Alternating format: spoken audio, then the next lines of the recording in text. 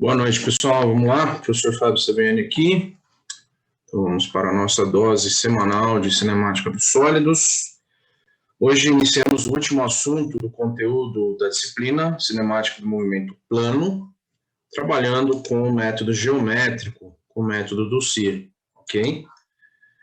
Bom, então vamos lá. Nós vamos só explicar aqui como vai seguir agora até o final do semestre, né? Nós vamos estudar o movimento plano primeiramente pelo método geométrico, que é o método do CIR, ok?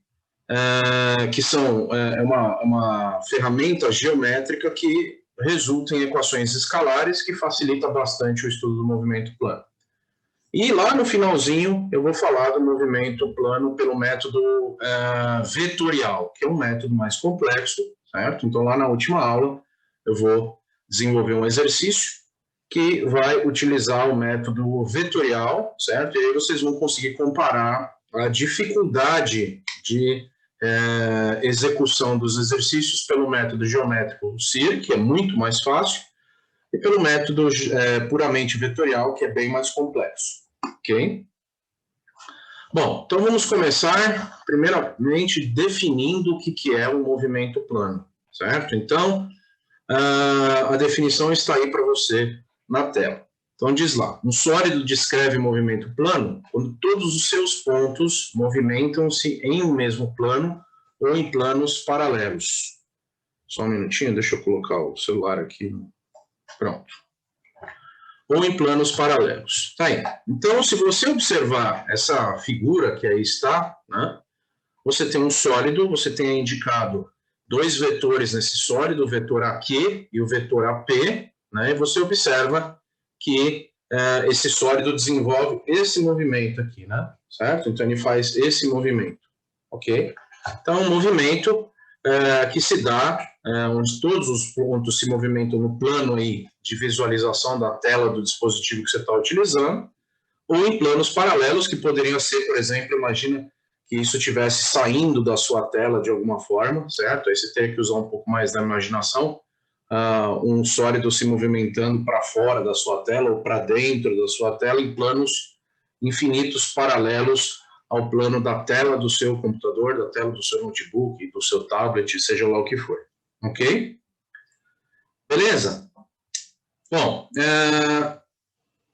então vamos entender qual é a interpretação física que a gente deve ter com relação ao movimento plano. Então, na verdade, isso aqui é para tornar o estudo do movimento plano mais didático, ou seja, para você conseguir compreender de uma forma mais simples e que vai levar a gente ao estudo do movimento plano pelo CIR.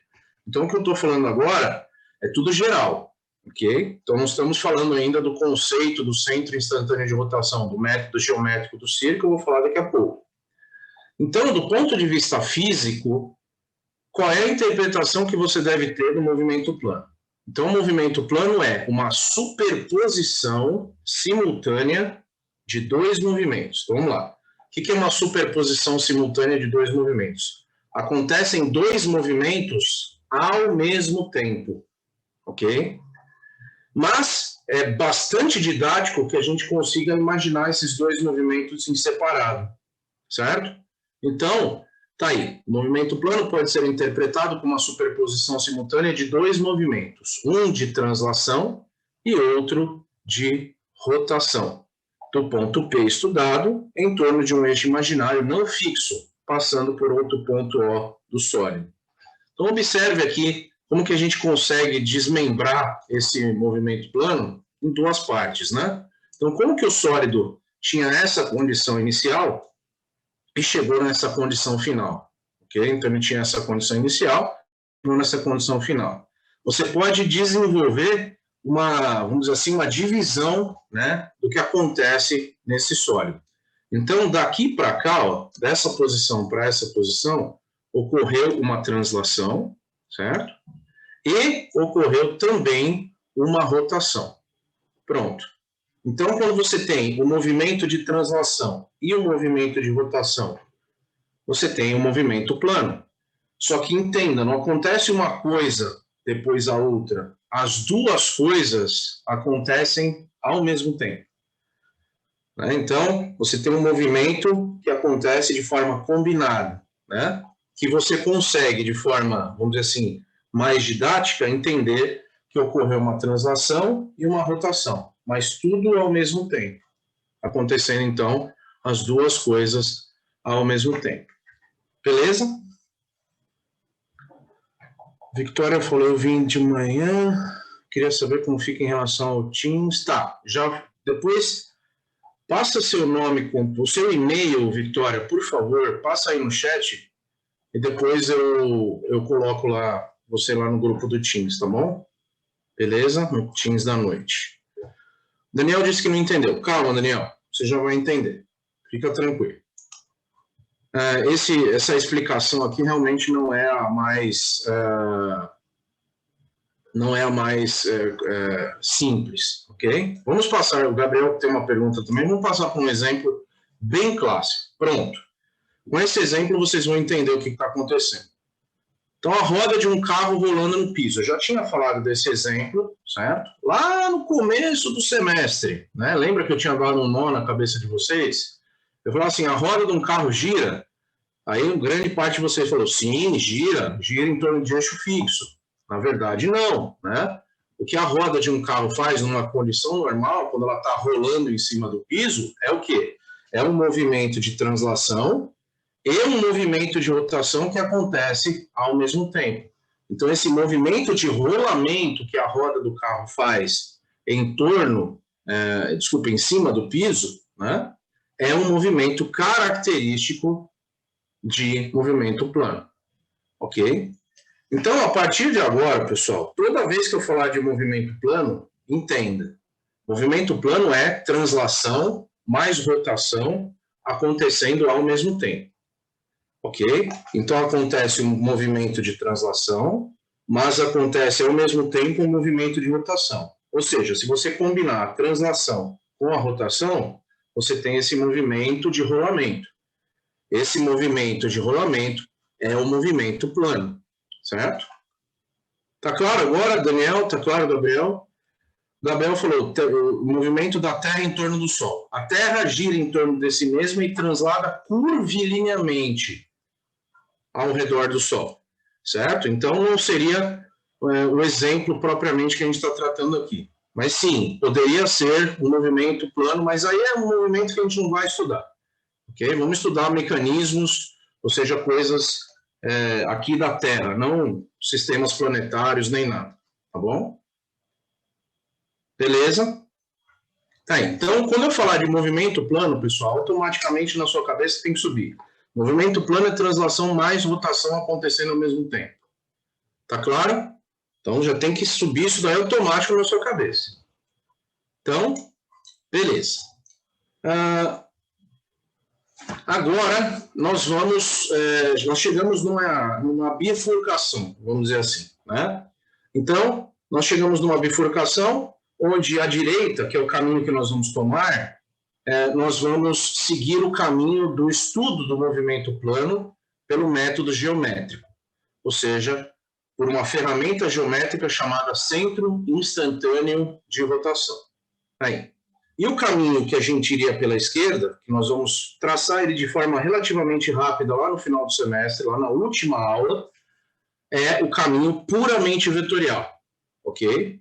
Então, por enquanto, nós estamos seguindo pelo desenvolvimento do movimento plano pelo método geométrico, ou seja, usando o CIR, o Centro Instantâneo de Rotação. Só tem um problema com relação a esse método. Esse método, pessoal, ele só consegue calcular a parte de velocidades de um exercício de movimento plano, ou seja, velocidades de pontos e velocidades angulares de sólidos em geral. Isso o CIR faz de uma forma muito mais simples que o método vetorial. Agora, se você precisar calcular acelerações de pontos e acelerações angulares de sólidos, aí não tem outra forma a não ser a forma vetorial, ok? O método vetorial é absoluto, ele calcula velocidades e acelerações, ok? Mas é muito mais fácil você calcular velocidades pelo método geométrico, pelo CIR, mas o CIR tem essa limitação, ele não consegue calcular a parcela de acelerações, certo? Então, por isso que a gente precisa aprender também o método vetorial. Beleza? Bom, então vamos lá. O que é o CIR, pessoal? Então tá aí, ó. Se num determinado instante um ponto do sólido que desenvolve movimento plano possuir velocidade nula, ou seja, velocidade zero, este ponto será denominado centro instantâneo de rotação do sólido. É isso que essa sigla aí significa, centro instantâneo de rotação, CIR. Então, veja, você nem sabe muito bem o que é o CIR ainda, eu garanto que eu vou esclarecer isso para vocês aqui, ok? Agora, uma coisa você já tem que guardar. A principal propriedade do CIR é ter velocidade zero. Aí, para um ponto ser denominado centro instantâneo de rotação de um sólido, obrigatoriamente a velocidade desse ponto tem que ser zero. Beleza? Então, guarde esta propriedade. Então, essa propriedade é importantíssima. Ok? Beleza. Seguindo. Então, agora, o que nós vamos fazer? Agora, nós vamos interpretar novamente o movimento plano usando o conceito do centro instantâneo de rotação. Então, tá ali, ó. Utilizando o conceito do CIR, o movimento plano passa a ser interpretado como um movimento exclusivo de rotação de qualquer ponto P do sólido em torno de um eixo imaginário que passa pelo CIR no instante de estudo.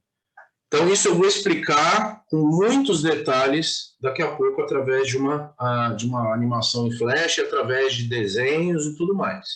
Ok? Então, veja, o que o CIR faz, pessoal? O que é o movimento plano? Eu acabei de falar para você, já tem que subir na sua cabeça aí automático que eu tinha falado para você. Movimento plano é translação mais rotação acontecendo ao mesmo tempo. Certo? Bom, se você estudasse o movimento plano pelo método vetorial, você teria exatamente esse entendimento do movimento plano. O movimento plano é translação mais rotação acontecendo ao mesmo tempo. Agora, quando você estuda o movimento plano pelo método geométrico, pelo CIR, você simplifica esse movimento. Você pega a parte translatória do movimento, você pega a translação e tira do estudo. E aí você observa o sólido, num instante, e enxerga que aquele sólido está girando, todos os pontos pertencentes àquele sólido estão girando em torno de um eixo imaginário que passa pelo CIR. Ou seja, você simplifica o movimento plano, que seria translação mais rotação, tira a translação fora e sobra só a rotação. Só tem um problema. O problema é essa palavra que está grifada em negrito e sublinhada. Né? Grifada em negrito em letras maiúsculas. Ó, observe. Instante, pessoal. Essa é a palavra-chave para você entender o que acontece no movimento plano quando você estuda ele pelo método do centro instantâneo de rotação. Então, guarde essa palavra, instante. Então, o CIR, ele faz uma análise instantânea do que está acontecendo com o sólido.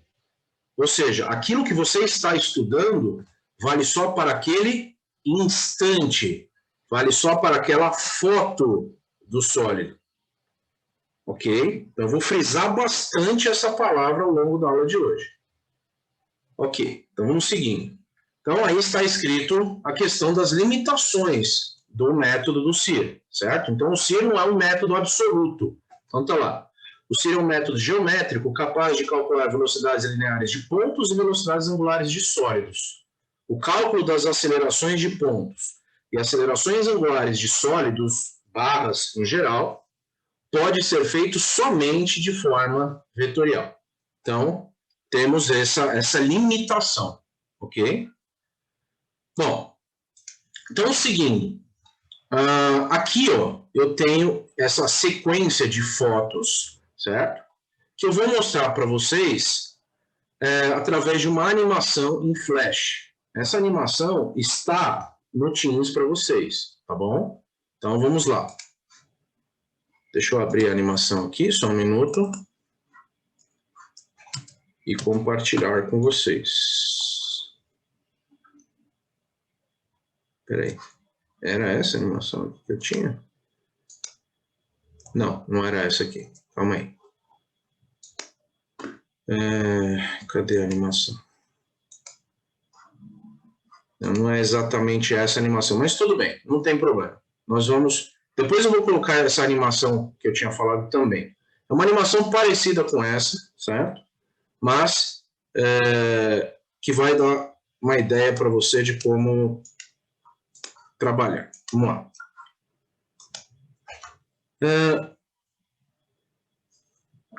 O Bruno Sartori perguntou, então o CIR serve para calcular um pedaço do que está acontecendo? Na verdade, não. Serve para calcular um instante do mecanismo, ok? É isso que eu queria frisar. Então vamos lá. Vamos analisar essa animação que vocês estão vendo aí. O que vocês estão enxergando aqui? Um mecanismo biela, manivela, cursor, ok?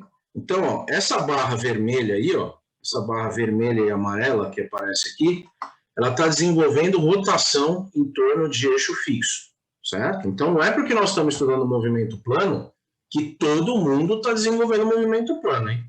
Ok? Então, cuidado. Ah, estou estudando movimento plano, então tudo que veio para trás vai para o lixo. Não, certo? Então, um mecanismo é composto por vários sólidos. E nem todos esses sólidos estão desenvolvendo movimento plano. Então, atenção a isso. Então, eu vou parar aqui um pouquinho, ó. Pronto. Daí eu consegui congelar o mecanismo. Então, vamos entender aqui o seguinte, ó. Essa barra aqui, ó, essa barra que a gente chama de manivela, ela está desenvolvendo rotação em torno de eixo fixo. Como que eu sei isso? Esse ponto aqui, ó, esse ponto aqui nunca sai do lugar, certo? Esse ponto está sempre nessa posição. E essa extremidade da barra desenvolve essa trajetória circular, que está aqui tracejada, e que se eu apertar o play aqui, você vai conseguir enxergar que ela desenvolve essa trajetória circular. Ok? Beleza. Agora, e esse cursor verde aqui? Ó? O que esse cursor faz? Esse cursor, pessoal, ele desenvolve translação retilínea, certo? Então, o cursor desenvolve translação retilínea. Então, veja que até agora não falei de movimento plano, ok? Então, o movimento plano não está sendo tratado aqui. Então, o que acontece, pessoal? A cada instante, estes sólidos, essas partes do mecanismo, ocupam posições diferentes, né? Então, o que você enxerga é que, a cada instante, esta barra aqui, né, e essa sim está desenvolvendo movimento plano, ok? Essa barra sim vai estar desenvolvendo movimento plano e a cada instante eu terei a posição do CIR localizada em uma posição diferente e a gente vai estudar esse mecanismo daqui a pouco, ok? Então, o que você tem que entender é que os mecanismos estão em movimento e aquilo que você enxerga no exercício é uma foto do mecanismo. Ou seja, aquilo não está parado, ok? Então, imagina que você tem lá um corredor, né? Então, o cara vai lá e tira uma foto do corredor. Sei lá, um jogador de futebol, o cara está correndo lá no campo, você tira uma foto. Na foto, é o que aquilo? Aquilo é o registro de um instante, certo? O registro do instante que ele saiu para comemorar o gol, sei lá, ok? Então, ele está correndo, ele está no movimento. E quando você tira a foto, você registrou um instante. Então, é importante entender isso, ok? Se eu descongelar esse mecanismo, observe o que acontece. O mecanismo continua em movimento, certo? E aí eu posso congelar ele em outra posição, por exemplo, nesta posição. E assim vai. Beleza? Ok. Deixa eu só achar mais uma animação aqui. Eu já devia estar aqui, mas desculpe a falha. Aguenta aí que... Aqui, ó.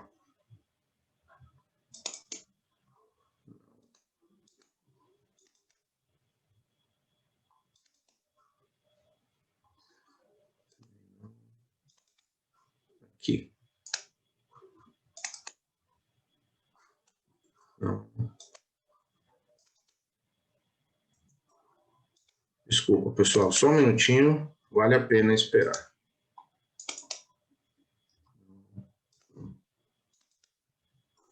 Pronto, achei. Ok. Então, essa daqui vai lá vai para lá. E essa também. Pronto, achei as duas. Então, peraí, deixa eu só posicionar isso aqui no lugar certo.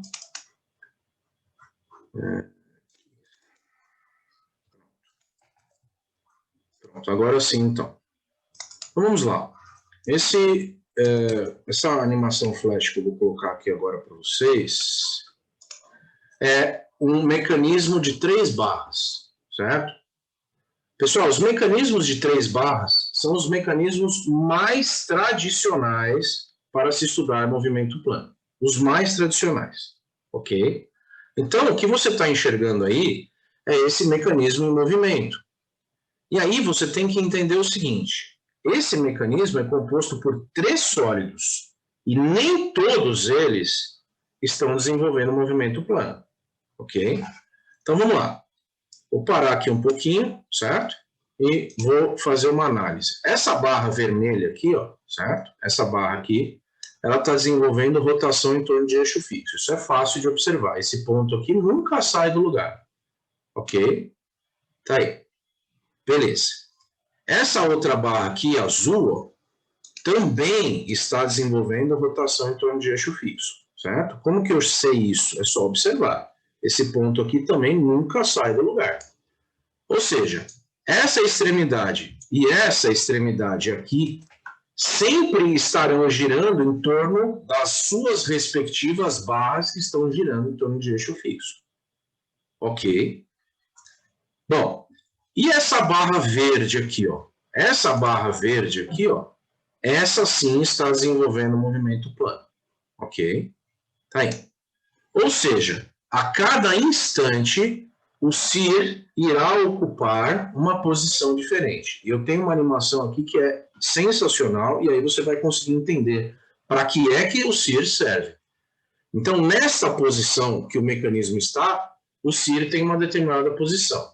Se eu apertar o play aqui e chegar nessa outra posição, o CIR já estará em outra posição. Por quê?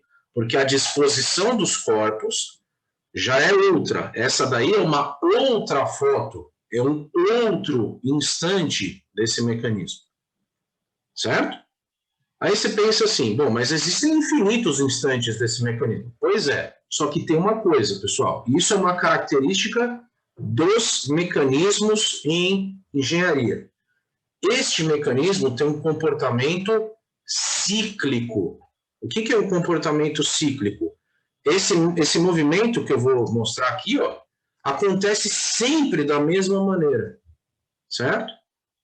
Ou seja, ele passa por vários ciclos, né? Então, os mecanismos na engenharia têm essa característica. Não existe um movimento aleatório, né? Cada sólido se movimenta de um jeito, ok? Beleza. Então, agora você vai entender para que serve o ciclo. Então, vamos lá. Vamos para esta outra animação aqui. Espera aí, deixa eu fechar algumas aqui.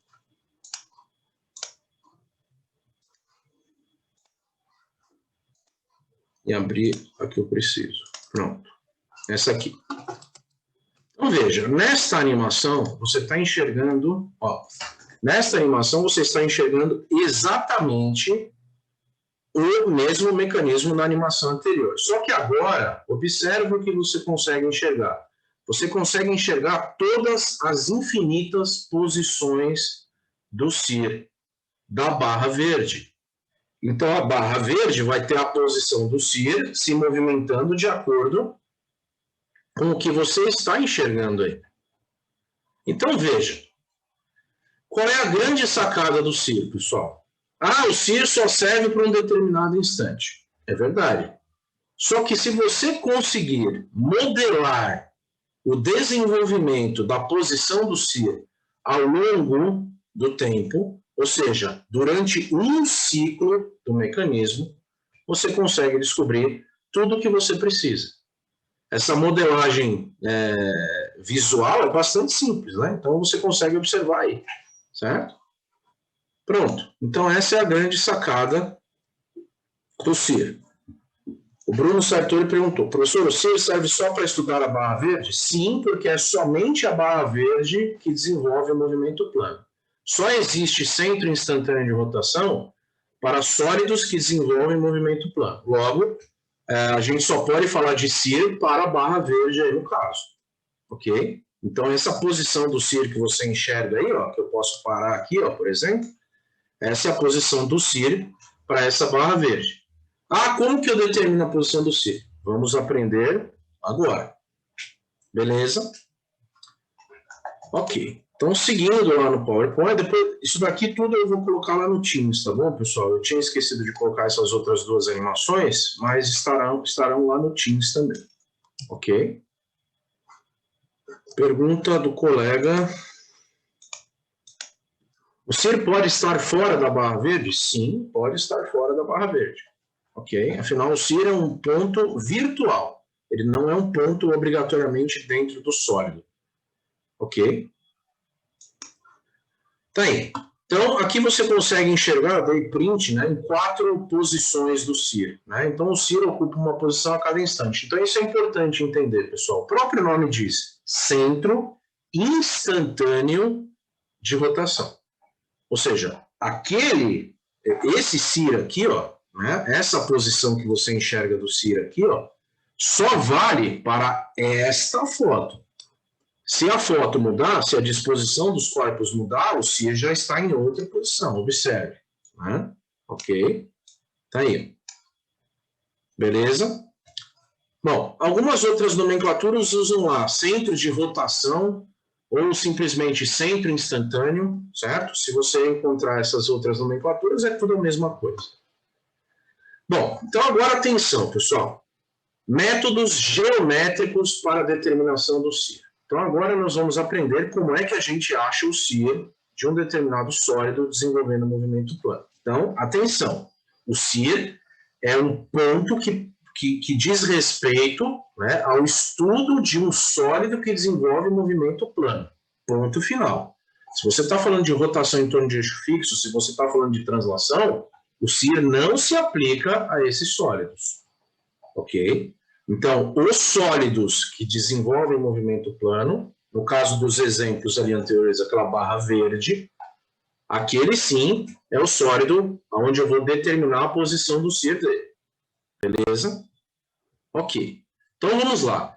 Existem 4 situações possíveis com relação à determinação do CIR, os métodos de traçagem para a determinação do CIR. Okay? Métodos geométricos para a determinação do CIR.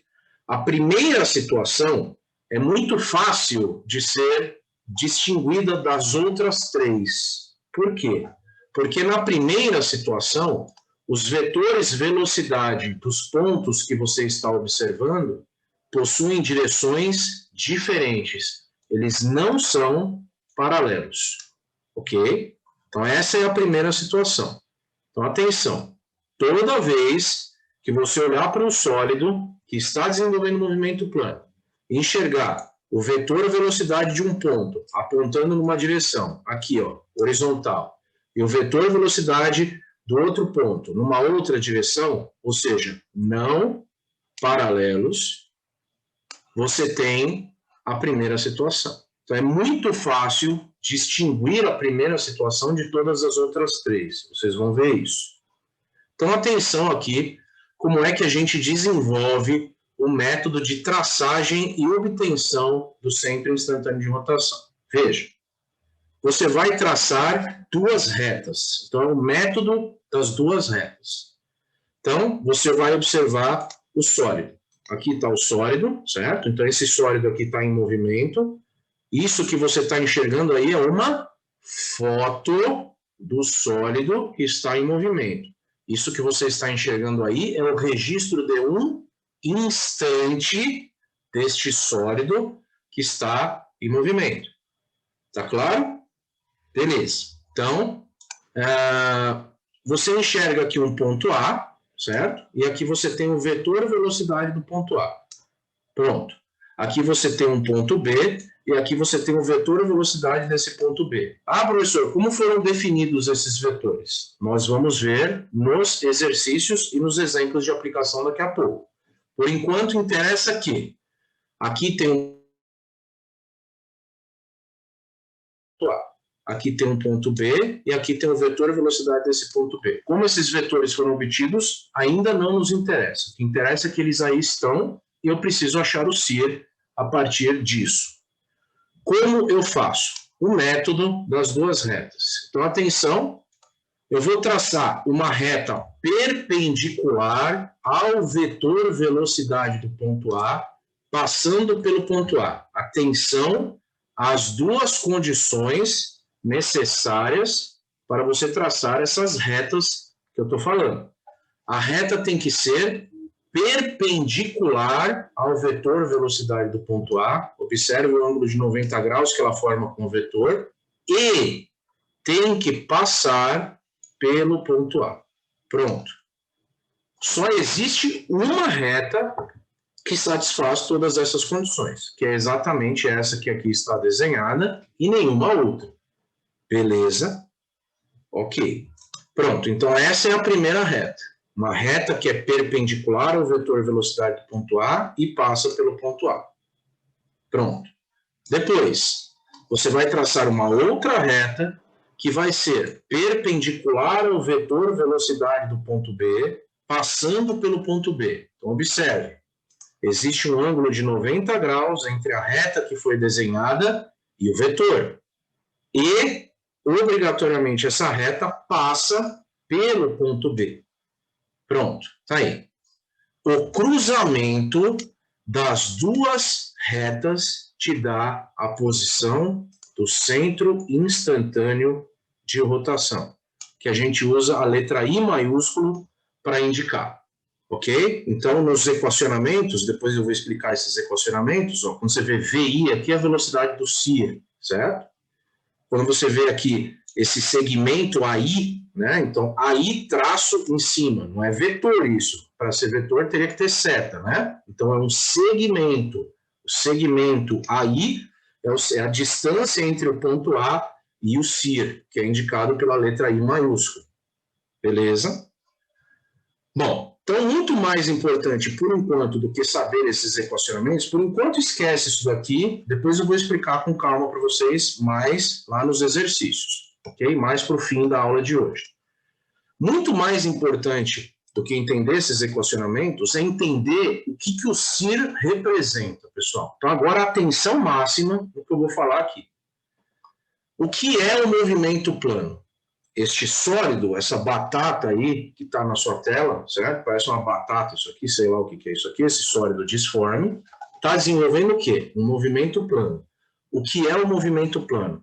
Translação mais rotação acontecendo ao mesmo tempo. Beleza? Ok. Agora, o que eu fiz quando eu determinei a posição do CIR? Eu simplifiquei esse movimento, que era um movimento de translação mais rotação, e fiz o quê? A parte translatória do movimento eu joguei fora. Esquece a parte translatória, não me interessa a parte translatória do movimento, ok? O que me interessa é que nessa foto, nesse instante, todos os infinitos pontos desse sólido. Quantos pontos tem esse sólido, pessoal? Infinitos pontos, ó. Eu só enxerguei os pontos A e B para determinar o CIR. Mas existem outros infinitos pontos neste sólido. Olha, o sólido está com catapora. Ó. Existem outros infinitos pontos nesse sólido. Todos esses infinitos pontos desse sólido, neste instante, estão girando em torno de um eixo imaginário que passa pelo CIR. Pronto, pessoal. Então, o que eu acabei de fazer? Eu acabei de simplificar o movimento plano, que é translação mais rotação, em uma rotação exclusivamente. Só tem um problema com relação a essa rotação exclusivamente.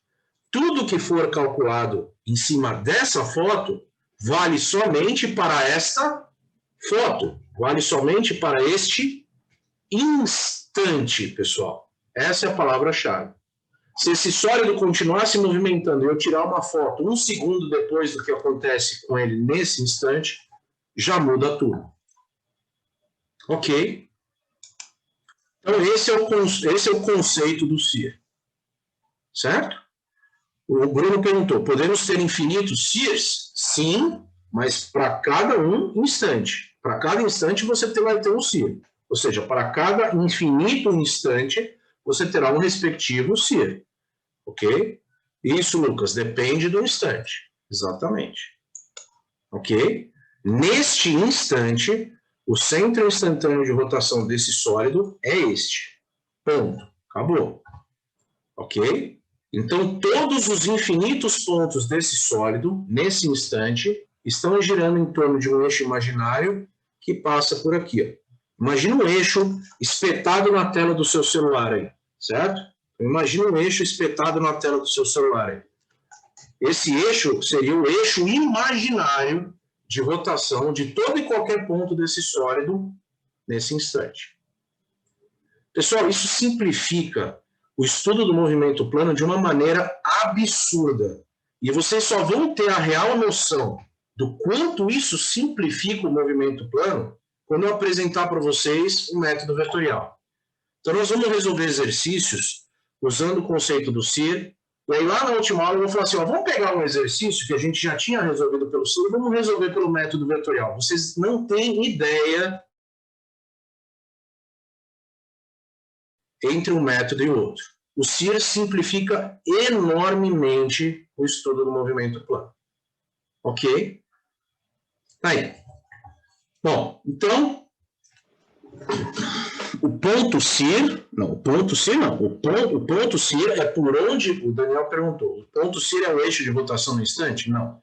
O ponto SEER é por onde passa o eixo de rotação instantâneo. Ou seja, imagina que tem um eixo espetado na tela aí que está passando por esse ponto. Ok? Aí. Então, imagina o eixo ortogonal ao plano dessa imagem aqui que você está vendo, certo? Consegue imaginar isso? Aqui está a imagem. Tem um eixo aqui, ó. Aqui está o SEER. Esse ponto é por onde passa o eixo fixo de rotação, onde todos os infinitos pontos desse sólido estão girando em torno nesse instante.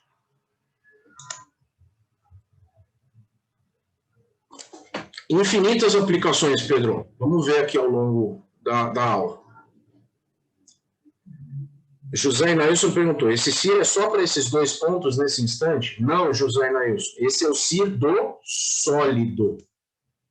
Ok? Você observa dois pontos, traça a posição do SEER, e esse aqui não é o SEER dos dois pontos, esse é o SEER do sólido neste instante. Aí. Ok. Então, vamos lá. Segunda situação, pessoal. Então, ó, essa primeira situação vai ser basicamente as situações que estarão cobertas em 90% dos exercícios que nós vamos desenvolver, vai cair nessa primeira situação. Ok? Mas existem outras situações que não são menos importantes, que nós vamos tratar agora. O Gustavo perguntou, professor, onde ficaria o SEER naquele exemplo com a animação? Vai ficar em várias posições, Gustavo, certo? Então, nós vamos tratar daquela animação em breve. Aguenta aí. Vamos lá. Segunda situação, pessoal. Então, você conhece as direções de duas velocidades paralelas e de mesmo sentido de dois pontos do sólido. Então, observe a diferença dessa segunda situação em relação à primeira situação. Certo? Então, eu tenho um sólido lá, certo? Naquele sólido, eu tenho um ponto A, o vetor velocidade do ponto A. Eu tenho um ponto B, o vetor velocidade do ponto B. Esses dois vetores possuem direções paralelas e de mesmo sentido. Ambos apontam para a direita. Ok? Beleza. Como você vai usar o processo de traçagem do SEER? Então, vamos lá. Primeira reta que você vai traçar vai ser o método das duas retas. Primeira reta que você vai traçar vai ser uma reta que seja perpendicular ao vetor velocidade do ponto A, passando pelo ponto A. Tá aí. Ok? Essa é a primeira reta. Só que aí você observa que se você estender essa reta, ela também passa pelo ponto B e também é perpendicular ao vetor velocidade do ponto B de forma natural. Certo? Se você continuar estendendo essa reta, observe o que acontece. A mesma reta é perpendicular ao vetor velocidade do ponto A e passa pelo ponto A, é perpendicular ao vetor velocidade do ponto B e passa pelo ponto B. Tá aí. Aí você fala, então eu vou ficar só com essa uma reta? Obviamente não, porque o CIR, por definição, sempre estará no cruzamento das duas retas. Então eu preciso sempre de duas retas. Ok, aí você fala, então como eu faço? Bom, a outra reta vai ser uma reta que tangencia as pontas dos vetores, ou seja, ela tangencia as pontas dos vetores. Aí você fala assim, bom, mas isso daqui então significa que o vetor velocidade do ponto A é maior que o vetor velocidade do ponto B, logo, a velocidade do ponto A é maior que a velocidade do ponto B? Exatamente, certo? Então a velocidade do ponto A, como o vetor tem um comprimento maior, significa que a velocidade do ponto A é maior que a velocidade do ponto B. Ok. Cruzamento dos dois pontos, das duas retas, desculpe. Cruzamento das duas retas. Caiu aqui. Ou seja, essa aqui é a posição do CIR. Tá lá. Essa posição do CIR significa o quê? Que neste instante, todos os infinitos pontos desse sólido. Preste atenção no que eu estou falando. Então, cuidado, né? Ah, o CIR é dos pontos. Não, pessoal. O CIR é do todo. Que todo? Do sólido. Ou seja, neste instante, todos os infinitos pontos desse sólido que está aí representado estão girando em torno de um eixo imaginário que passa por aqui e é ortogonal a esse plano de visualização. Ou seja, espeta esse plano de visualização. Então, já adianto, esta segunda situação será a situação aplicada quando nós estudarmos as rodas de veículos rolando sem escorregamento. Então, o movimento de rolamento de uma roda, já falamos, é um movimento plano, certo? Ok. Mas, esse movimento de rolamento da roda pode acontecer de duas formas. A roda pode rolar sem escorregar, ou ela pode rolar patinando, com escorregamento. Não deixa de ser movimento plano, certo? Mas é uma outra situação. Esta situação, já adianto, vai ser aplicada em exercícios que dizem respeito a rodas que... E aí, você facilmente vai conseguir resolver isso daqui por semelhança de triângulos. Afinal, aqui se formam triângulos semelhantes. Observe, um triângulo maior e um triângulo menor inserido aqui, certo? Então, vou deixar para explicar isso com mais calma quando a gente chegar naquela situação em específico. Então, eu estou apresentando as 4 situações para vocês. Ah, vão ficar dúvidas? Sem dúvida nenhuma, vão aparecer dúvidas, que vão ser retiradas nos exercícios, ok? Esse é o primeiro contato que você está tendo com esse assunto. É normal que você tenha dúvidas. E elas serão todas sanadas, garanto. Terceira situação, parece com a segunda situação. Qual é a diferença da terceira situação para a segunda situação? Na terceira situação, eu continuo tendo velocidades paralelas. Observe, essas velocidades continuam sendo paralelas. Porém, possuem sentidos opostos, certo? Ó, o vetor velocidade do ponto A aponta aqui para a direita, o vetor velocidade do ponto B aponta para a esquerda. Perfeito. Então, o que eu preciso fazer? Desenvolver a traçagem das duas retas, certo? Então, atenção. Primeira reta é uma reta que é perpendicular ao vetor velocidade do ponto A e passa pelo ponto A, que também de forma natural, não de forma forçada, quando essa reta é estendida, ela passa também pelo ponto B e também é perpendicular ao vetor velocidade do ponto B. Ou seja, eu não posso ficar com essa única reta. Então, eu vou traçar uma reta que seja tangente às pontas dos vetores, que toque as pontas dos vetores. Observe. E aí, então, eu tenho a posição do CIR aqui. Pronto. O CIR sempre está no cruzamento das duas retas. Ok? Esta seria a terceira situação. Esta terceira situação, já adianto, seria a situação de quando você tem a roda de um carro rolando com escorregamento. Então, imagine que a roda de um carro role patinando, desenvolvendo, está distracionando, certo? Então, a roda desse carro está rolando patinando, certo? Se ela roda patinando, essa é a situação, ok?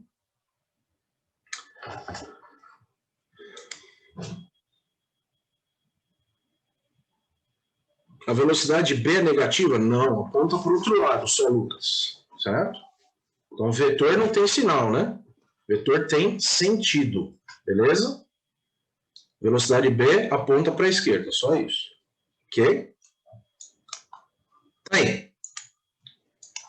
Quarta e última situação, pessoal. Essa aqui você tem que ficar muito esperto. Muito esperto. Porque ela é absolutamente conceitual. Então agora, se você está distraído aí, larga tudo que está te distraindo e atenção máxima aqui no que eu vou apresentar para vocês. Então veja, nessa quarta situação, você tem uma situação parecida com a segunda situação. Ó, conhecidas as direções das velocidades paralelas e de mesmo sentido de dois pontos do sólido. Se você observar lá, em relação à segunda situação, você vai ver que é a mesma coisa. Conhecidas as direções das velocidades paralelas e de mesmo sentido de dois pontos do sólido. Só que aqui, observe o que vai acontecer. Aqui você tem o ponto A, o vetor velocidade do ponto A. Aqui você tem o ponto B e o vetor velocidade do ponto B. Ok? Agora, você vai fazer o quê? Você vai traçar o método das duas retas, como sempre foi. Então, você vai pegar aqui e vai traçar uma reta que seja perpendicular ao vetor velocidade do ponto A, passando pelo ponto A. Aí você olha e fala, bom, diferente da situação 2, essa reta não passa pelo ponto B. Então, atenção, essa é a diferença. Ah, mas dá para traçar uma reta que passa por A e por B e que é perpendicular ao vetor velocidade do ponto A e do ponto B. Não dá. Ó, pode tentar. Uma reta que passe por A e por B seria essa aqui, ó, certo? Pronto, está passando por A e por B. Só que não é perpendicular aos vetores velocidade do ponto A e vetores velocidade do ponto B. Ou seja, uma das condições para se traçar a reta não foi satisfeita. Então, essa reta não é isso que você quer. Ou seja, voltando aqui, nós temos a primeira reta, uma reta que é perpendicular ao vetor velocidade do ponto A e passa pelo ponto A. Pronto. Ah, mas e a outra reta? A outra reta vai ser outra reta, uma reta que passe pelo ponto B e seja perpendicular ao vetor velocidade do ponto B. Acabou. Pronto, você tem as duas retas. Pessoal, aonde está sempre o CIR? O CIR sempre está no ponto de cruzamento das duas retas. E aqui não é diferente. Se você estudou geometria, alguém deve ter falado alguma vez na vida para você que as retas paralelas encontram-se no infinito. Pronto. E é lá onde estará o CIR. Se o CIR está sempre onde as duas retas se cruzam, e se as retas são paralelas nesta situação, o CIR estará no infinito, porque é lá que as retas vão se encontrar. Então veja, pessoal, aqui está, né, a explicação. Ó, o CIR encontra-se no infinito. Este é um caso particular do movimento plano. Translatório. Então vamos entender. O que é ato? Ato é alguma coisa que é praticada em um instante, certo? Então você fala, sei lá, você se envolveu numa briga, sei lá, você bateu numa pessoa, você fala, foi um ato impensado. Então naquele momento, naquele instante, você desconectou o seu cérebro do seu corpo, foi lá e, sei lá, sentou a mão no cara, certo? Foi um ato impensado. Um ato, alguma coisa que você pratica num instante. Então, ato translatório significa que, neste instante, nesta foto deste sólido, o sólido está exclusivamente desenvolvendo translação. Ok? O que é o movimento plano? Translação mais rotação. Pois é, neste instante específico deste sólido, certo? Nessa foto que foi tirada desse sólido, o movimento é exclusivo de translação. Só nesse instante. E aí vem algumas propriedades que você já aprendeu lá no começo do semestre. Quem translada, pessoal, não gira. E quem não gira não tem velocidade angular. Ou seja, neste instante, a velocidade angular deste sólido é zero. E a velocidade de todos os pontos do sólido é a mesma. Ou seja, a velocidade do ponto A é igual à velocidade do ponto B, que é igual à velocidade desse ponto aqui, que é igual à velocidade desse outro ponto, que é igual à velocidade desse outro, desse outro, desse outro cara, desse outro cara. Todos os infinitos pontos desse sólido possuem a mesma velocidade neste instante. Ok? Bem, talvez em outro instante eles podem se encontrar. Como assim? Os pontos não. Não pode, Lucas, senão não é sólido, hein? Se um ponto se encontrar com outro, aí não é sólido, hein? Ok? Bem. Beleza. Pronto, pessoal. Então agora nós vamos aplicar isso em alguns exercícios de observação. Justamente daquele mecanismo biela-manivela-cursor que a gente já tinha visto. Então, vamos lá. O entendimento final que a gente deve ter do CIR, antes de ir para esses exemplos aí. O Ivan falou, em um enunciado vai indicar que os pontos paralelos... Não. Nós vamos ver, Ivan, calma aí. Vamos lá. Entendimento final do CIR. No instante de estudo, todo e qualquer ponto do sólido está girando em torno de um eixo instantâneo e imaginário que passa pelo CIR. Pessoal, eu vou repetir essa frase umas 30 vezes só no resto da aula de hoje, para você entender o que é o CIR, ok? Então, o que o CIR representa? Na segunda parte aí. Esta é uma grande simplificação gerada pelo método geométrico do CIR. O movimento plano passa a ser interpretado como um movimento exclusivo de rotação, ou seja, você pega a parte translatória, joga fora e estuda só a parte rotacional. Porém, com propriedades que valem somente para o instante observado, como eu já expliquei aqui várias vezes e vou explicar ainda várias outras. Ok. Então agora atenção, pessoal. Dá uma olhada no que está aparecendo aí para você na tela, certo? Essa é uma foto daquele mecanismo biela-manivela-cursor que nós temos nesta apresentação flash. Cadê? Eu já fechei. Espera aí. Aqui. Pronto. Nesta apresentação flash. Pronto.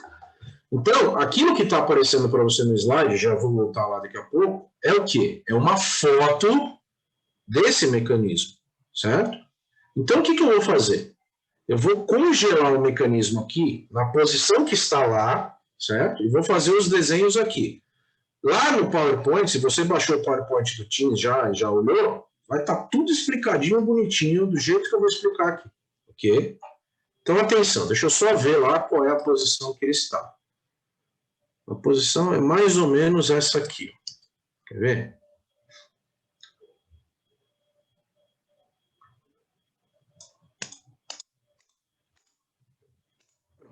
Aí, essa é a posição. Então, entenda o seguinte. Eu fui lá e tirei uma foto do mecanismo. O que é uma foto? É o registro de um instante. Esse mecanismo está em movimento, eu fui lá e fotografei ele. E a disposição dos sólidos é essa aí. Então, atenção. Agora eu vou dar nomes a esses caras aqui. Esse ponto aqui é o ponto A. Esse ponto aqui é o ponto B. Ok? E esse aqui é o ponto C. Pronto. Aí. Beleza. Então, agora, atenção, pessoal. Vamos analisar o que cada um dos sólidos está desenvolvendo. Então, vamos lá. Manivela AB. A manivela AB desenvolve a rotação em torno de eixo fixo. Ok? Isso você não pode ter dúvida. Ah, professor, mas por quê? Aqui está o ponto A. Esse ponto A sai do lugar? Nunca sai do lugar, certo? Ou seja, esse é o eixo fixo de rotação da manivela AB. Todo e qualquer ponto dessa manivela irá girar em torno desse eixo aqui. E o ponto de interesse nosso aqui é o ponto B. Esse ponto B tem uma trajetória que está aqui tracejada e que é mostrada aqui para você, certo? Beleza. Certo? O cursor C está desenvolvendo o quê? Então, o cursor C está desenvolvendo translação retilínea, certo? Ou seja, esse cursor C, pessoal, nunca vai se movimentar. Caramba, desculpa. Tá, pronto, tá aí. Esse cursor C nunca vai se movimentar em outra direção que não seja a direção horizontal. Ele pode se movimentar para a direita ou para a esquerda, é verdade. Mas nunca em outra direção que não seja a direção horizontal. Por quê? Porque ele é guiado através dessa haste guia. Essa haste guia limita os movimentos do cursor C a serem sempre movimentos horizontais. Ou para a esquerda ou para a direita, mas nunca em outra direção que não seja a direção horizontal. Ok? Então, veja, essa análise do mecanismo é importantíssima. Então, veja que até agora eu não falei de CIR, eu não falei de movimento plano, certo? Eu falei dos sólidos AB, a manivela AB, que desenvolve rotação em torno de eixo fixo, e do cursor C, que está desenvolvendo translação retilínea. Beleza. Ok, seguindo, vamos lá. E a biela, desculpe, BC. Né? A biela BC, pessoal, é essa sim. A biela BC, ela desenvolve um movimento plano. Ok? Aí. Pronto. Ou seja, quem é que vai ter CIR aí, pessoal? Quem vai ter CIR vai ser a biela BC. Certo? Só tem CIR quem desenvolve o movimento plano. Ponto. Então, agora, atenção. O que eu vou precisar fazer aqui? Eu vou precisar desenhar o vetor velocidade do ponto B e vou precisar desenhar o vetor velocidade do ponto C. Para daí, eu descobrir a posição do CIR. Certo? Então, já está respondida a pergunta do colega. Os vetores de velocidade vão vir prontos? Não. O mecanismo vem desse jeito e você tem que desenhar os vetores. Para daí achar a posição do CIR, para daí aplicar as equações que nós vamos aprender em breve. Espera aí que eu me babei todo aqui. Pronto, beleza. Então vamos lá, bora descobrir o vetor velocidade do ponto B e o vetor velocidade do ponto C. Então agora atenção, porque isso é novidade. Você nunca ouviu falar disso. Isso, então calma aí, calma. Vamos lá. Então é o seguinte, pessoal, como que eu vou traçar o vetor velocidade do ponto B? Então agora atenção. O ponto B, ele tem o movimento dele restrito a ser sempre em torno do ponto A. Ou seja, o ponto B é um ponto girante, ok? Não tem enunciado aqui, Juan. Não tem enunciado aqui, aguenta aí. Vamos lá, não dá para parar agora. Não tem enunciado aqui. Isso aqui é só um exemplo de aplicação. Ok? Eu vou achar a posição do CIR da barra BC. Pronto, essa é a nossa função aqui. Beleza. Então, vamos lá. O vetor velocidade do ponto B é o vetor velocidade de um ponto girante. Ok? Então, uma coisa que a gente não falou na rotação em torno de eixo fixo, porque não era relevante, é o seguinte. O vetor velocidade do ponto B, pelo ponto B ser um ponto girante, é sempre tangente à trajetória circular descrita pelo ponto B e tem sentido condizente com o sentido de giro do sólido, ok? Nós já tínhamos visto aqui, ó, observe, que este mecanismo, certo? Tem a barra B naquele instante girando no sentido horário, ok? Tá aí. Ó, vamos congelar o mecanismo aqui, ó. Pronto. Passou, desculpa. Vou esperar chegar lá de novo.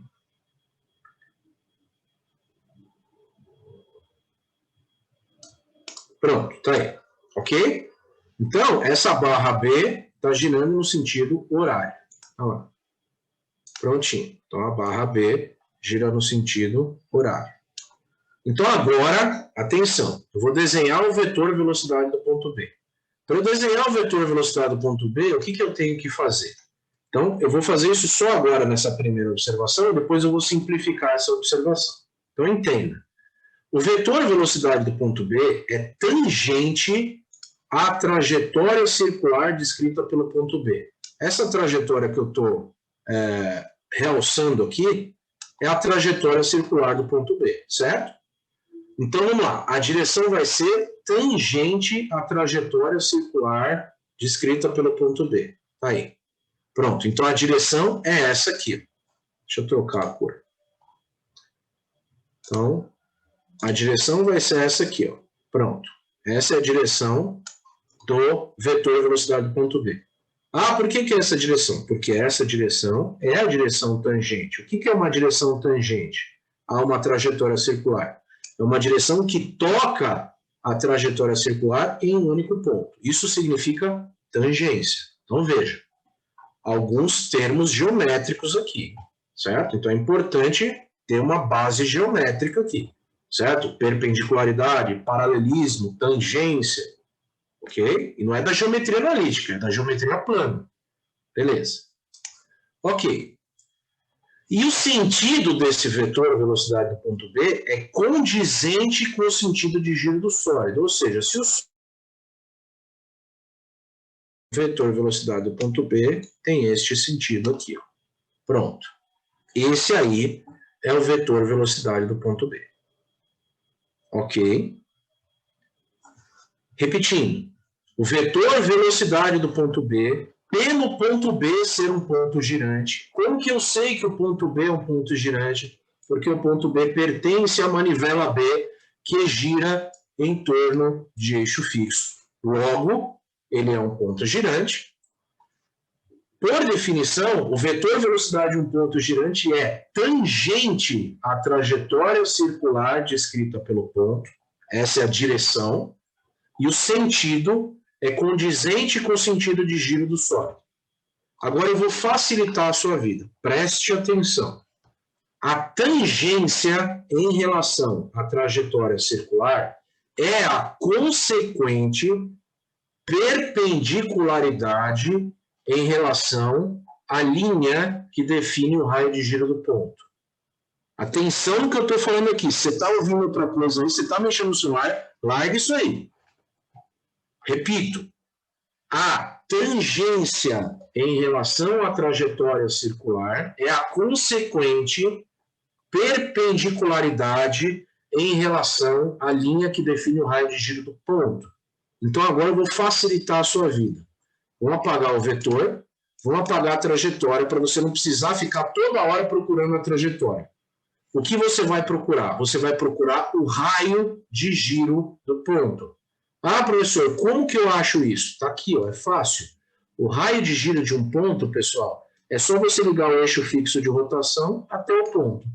Como essa barra é reta, a própria barra representa o raio de giro do ponto. E agora, você esquece o conceito de tangência e lembra do conceito de perpendicularidade. O vetor velocidade do ponto B, que é um ponto girante, será sempre perpendicular ao vetor, perpendicular à linha que define o raio de giro do ponto. A direção, então, é esta. Observe o ângulo de 90 graus que se forma entre o raio e o vetor. Ok? Só um parênteses. Eu estou falando de Ciro aqui? Ainda não. O que eu estou falando aqui? O que eu estou falando de rotação em torno de eixo fixo. Como desenhar o vetor velocidade do ponto B. Não toquei no assunto do CIR ainda. Cuidado. Beleza. Logo, o vetor velocidade do ponto B será esse cara aqui, ó. Então, veja, o vetor velocidade do ponto B é esse cara aqui. Perpendicular à linha que define o raio de giro do ponto B. Pronto, aqui está o VB. Ok? Beleza. Agora, atenção. E o ponto C? O ponto C, eu preciso desenhar o vetor velocidade do ponto C também. Ok? Como que eu vou desenhar o vetor velocidade do ponto C? O vetor velocidade do ponto C vai ser na direção do movimento do ponto C, certo? Então, atenção, o ponto C pertence a quem? Quem que restringe os movimentos do ponto C? Quem restringe os movimentos do ponto C é o cursor. E se você descongelar aqui o sistema, observe o que acontece com esse cursor. Ele se movimenta ou para a direita ou para a esquerda. No instante, ó, atenção, no instante de congelamento, no instante da foto desse mecanismo, ele estava se movimentando para a esquerda. Pronto. Então, você já sabe desenhar o vetor velocidade do ponto C. Ok? O vetor velocidade do ponto C tem a direção do movimento do cursor e o sentido do movimento no instante em questão. Pronto, esse é o vetor velocidade do ponto C. Tá aí. Ok? Então veja, pessoal. Você não pode ficar decorando que o vetor velocidade do ponto é sempre perpendicular a alguma coisa, porque senão você comete absurdos gravíssimos. Certo? Você vai falar assim, ah, aqui era perpendicular, então aqui tem que ser perpendicular a alguma coisa também. O aluno decora isso, e isso é muito grave. Por quê? Porque se você decorar isso, olha o tamanho do absurdo que você iria cometer. Dá uma olhada nisso aqui. Imagina que você falasse assim, ah, o vetor tem que ser perpendicular a alguma coisa no desenho, então eu vou desenhar ele assim, ó. Por quê? Porque ele tem que ser perpendicular a alguma coisa, então eu vou desenhar ele perpendicular à biela ABC. Pessoal, se você desenhar isso aqui, sabe o que aconteceu com essa guia aqui? Já foi tudo para o saco, já era, foi tudo para o espaço. Porque se você está desenhando o vetor para cá, significa que o ponto vai se movimentar para cá. Como vai acontecer isso? Impossível, não tem como. Então, atenção na análise dos mecanismos para não desenhar um absurdo desse que está aí na tela para você. Ok? Este vetor aqui é o vetor velocidade do ponto B. O ponto B é um ponto girante. Ok? Agora, atenção. E o ponto C? O que o ponto C é? O ponto C é um ponto girante? Não, o ponto C é um ponto transladante, ele desenvolve translação. Ele se movimenta para a direita e para a esquerda. Ou seja, não tem como o vetor velocidade do ponto C ser diferente disso aqui, né, que já estava desenhado, que eu vou redesenhar aqui. Ó. Pronto, ele aponta ou para a esquerda, em determinada parte do ciclo do mecanismo, uma outra direção que seja diferente da direção horizontal. Ok? Sempre leva-se em consideração o instante, Jonathan. Essa análise que nós estamos fazendo é sempre para o instante, sempre. Ok? É uma análise baseada no instante. Então, atenção, a palavra-chave aqui é instante. Agora, vamos lá. Agora chegou o momento de você achar o CIR dessa bagaça. E a gente vai fazer um intervalo daqui a pouquinho. Aguenta aí, não dispersa. Pergunta: das 4 situações que nós vimos lá, qual é a situação que se enquadra aí?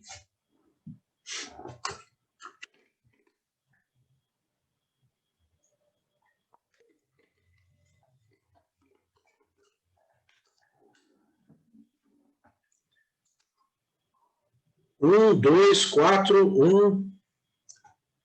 Bom, vamos lá, pessoal. Atenção. Como você diferencia a primeira situação de todas as outras? Falei isso, hein? Falei isso. Como você diferencia a primeira situação de todas as outras? Olha para o vetor velocidade do ponto B. Olha para esse cara aqui, ó. E olha para o vetor velocidade do ponto C. Eles são paralelos, pessoal. O que são paralelos? Possuem a mesma direção? Não, não possuem a mesma direção. Se eles não possuem a mesma direção, acabou, pessoal. É a primeira situação. Sempre que os vetores forem não paralelos, nós teremos a primeira situação. Sempre. Então você olhou para os dois vetores, falou, não é paralelo, acabou, é a primeira situação. Mas mais nada. É a primeira situação, ponto. Se são vetores que possuem direções diferentes, não são paralelos. Se não são paralelos, é a primeira situação e ponto final. Ok? Beleza. Então, essa é a primeira situação. Então, vamos lá. Agora, vamos desenhar a bagaça aqui. Então, primeira reta. Uma reta que seja perpendicular ao vetor velocidade do ponto B, passando pelo ponto B. Então, atenção ao desenho da reta. A reta tem que ser perpendicular ao vetor velocidade do ponto B, passando pelo ponto B. Pronto, tá aí. Primeira reta é essa. Depois, segunda reta. Uma reta que seja perpendicular ao vetor velocidade do ponto C, passando pelo ponto C. É essa outra reta. Então, atenção. Qual é o critério para desenhar essas retas? São 2. A reta tem que passar pelo ponto e ser perpendicular ao vetor. São 2 condições. Atenção. Aí você fala, mas cadê o CIR? Pois é, acabou a tela, não tem tela para achar o CIR. Então está no infinito? Não, só está no infinito se as retas fossem paralelas. Pois é, aqui não coube na tela. Mas, atenção, no slide cabe. Aqui. Aí. Então, cadê a bagaça aqui? Pronto, está aqui. Ó, no slide cabe. Ó, achei o vetor velocidade do ponto B, achei o vetor velocidade do ponto C, tracei a posição do CIR, ó, primeira reta, segunda reta, pá, aí está o CIR, certo?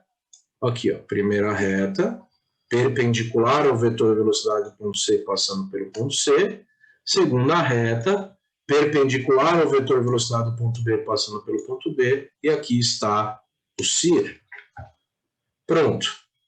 Ok? Lá na animação não coube porque não tinha tela suficiente. Se você imaginariamente seguisse as retas, ia cair fora da tela o cruzamento. Ok. Beleza. Tá aí. O Eduardo perguntou se eu dou aula específico. Depende do semestre. Mais para mecânica, mecatrônica e tal. O Ivan perguntou, professor, a velocidade do ponto C sempre será a velocidade no sentido do movimento? Sim, exatamente. Certo? Se o cursor está se movimentando para a esquerda, a velocidade do ponto C é para a esquerda. Se o cursor está se movimentando para a direita, para a direita. Tá aí. Ok? Pronto. Então agora, o que eu vou fazer? Agora eu vou passar o intervalo para vocês, certo? E depois eu vou falar da interpretação do CIR. Ok? Então, o que esse ponto significa? Então, é importante saber traçar o CIR? Sim. Só que mais importante ainda é saber o que isso significa. Ok?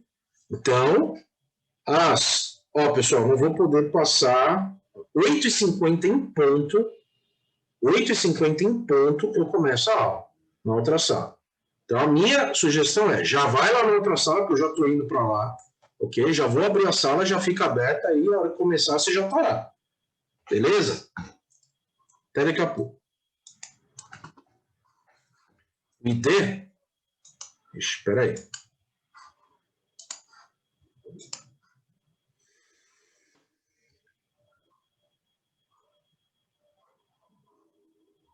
Peraí. O ID da próxima aula é esse aqui.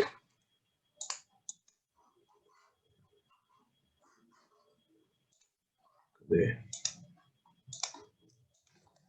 Pronto, tá aí. Esse é o ID da próxima aula. Já estou indo para lá, tá? Já abre lá, já deixa aberto. 8h51, ponto, eu começo. Se tiver um aluno na sala, é um aluno que vai ouvir. Não se atrase.